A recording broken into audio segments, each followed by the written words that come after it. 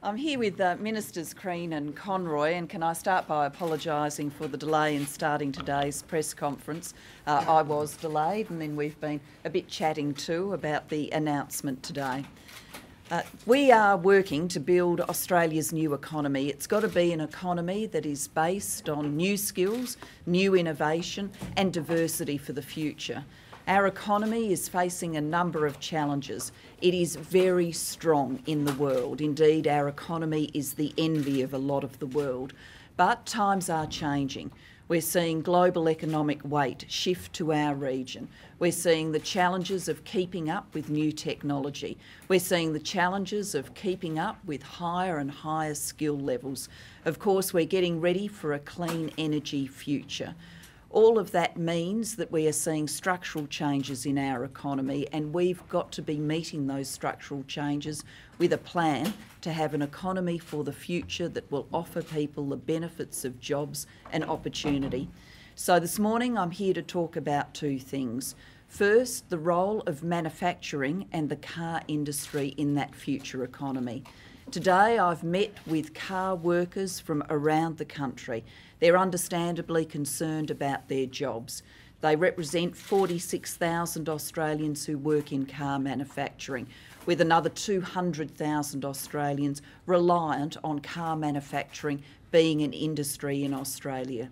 Car manufacturing needs to be part of our future, part of our new economy, because it does have at its forefront design and innovation skills which are important not only to car manufacturing but to the rest of manufacturing.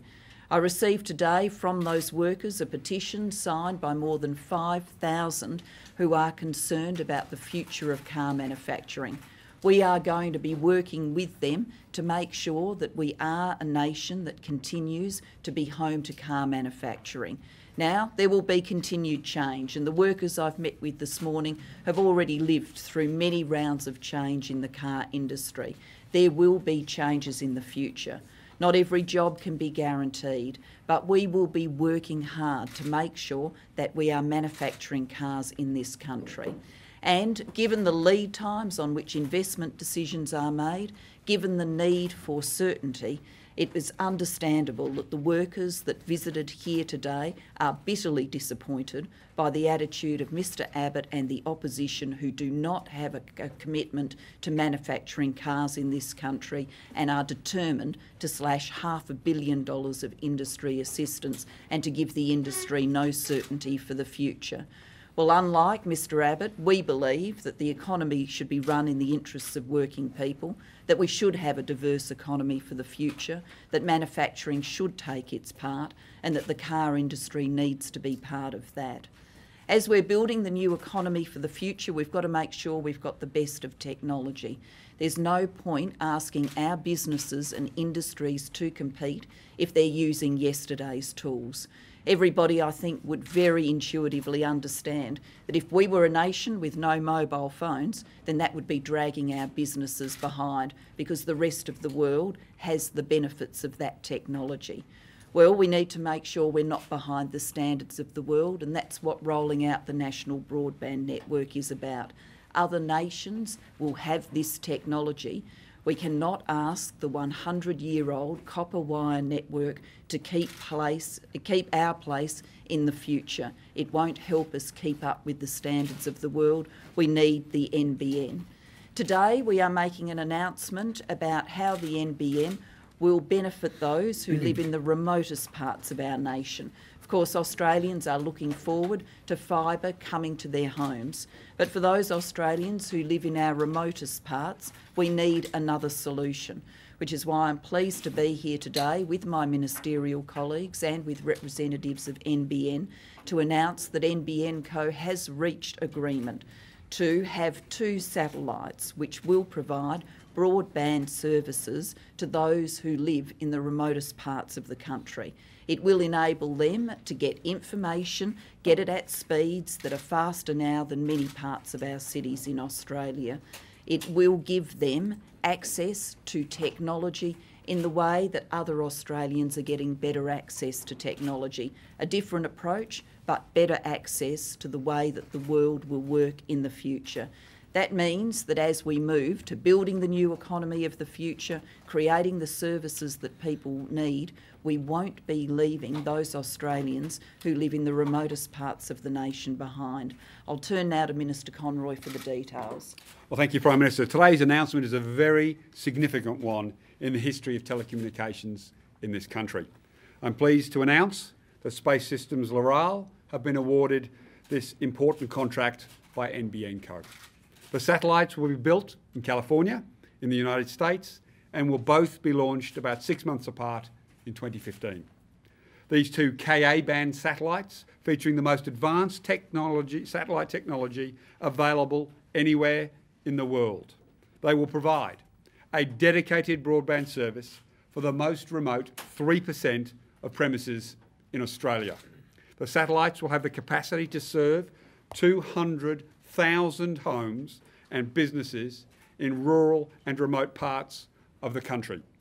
And they will bring these premises an affordable, world-class broadband connection. Now, let me be clear. It is a cross-subsidy built into the NBN that makes this affordable, world-class broadband connection possible. It ensures remote families and businesses pay the same entry-level wholesale price for services as people in the cities. Let me outline what we have already done as a government to bridge the digital divide in regional Australia.